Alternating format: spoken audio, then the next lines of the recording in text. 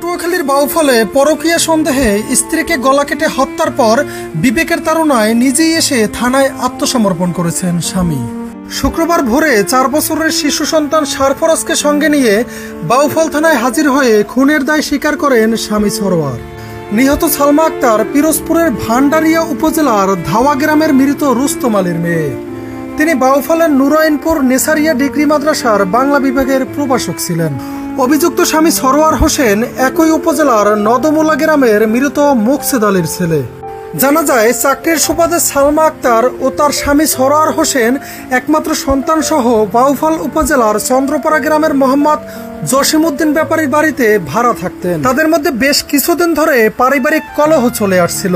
বৃহস্পতিবার বিকেলে ওই কলহের জেরে স্বামী সরোয়ার ঘরে থাকা ধারালো দা দিয়ে স্ত্রীর ঘাড়ে কোপ দেন। ঘটনাস্থলেই মারা যান সালমা আক্তার। হত্যাকাণ্ডের পর বাসার দরজা জানালা বন্ধ করে শিশু সন্তানকে নিয়ে পালিয়ে যান সরোয়ার।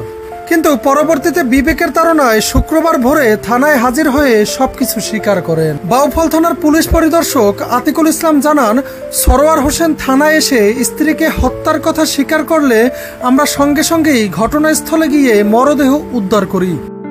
এ বিষয়ে বাউফল থানার অফিসার ইনচার্জ আক্তারুজ্জামান সরকার বলেন, প্রাথমিক জিজ্ঞাসাবাদে সরোয়ার জানিয়েছেন স্ত্রীর পরকীয়া জড়িত সন্দেহেই তিনি এ হত্যাকাণ্ড ঘটিয়েছেন।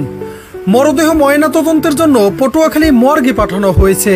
এ ঘটনায় একটি হত্যা মামলা দায়েরের প্রস্তুতি চলছে বলেও জানান তিনি।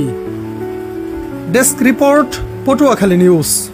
পটুয়াখালীতে এই প্রথমবারের মতো অত্যাধুনিক মেশিন ও অভিজ্ঞ টেকনিশিয়ান দ্বারা মোবাইল সার্ভিসিং করছে মোবাইল হসপিটাল। আজই চলে আসুন ভূমি অফিসের পূর্ব পাশে, সদর রোড, নতুন বাজার, পটুয়াখালী। আপনার বিশ্বস্ততায় সদা অঙ্গীকারবদ্ধ আমরা।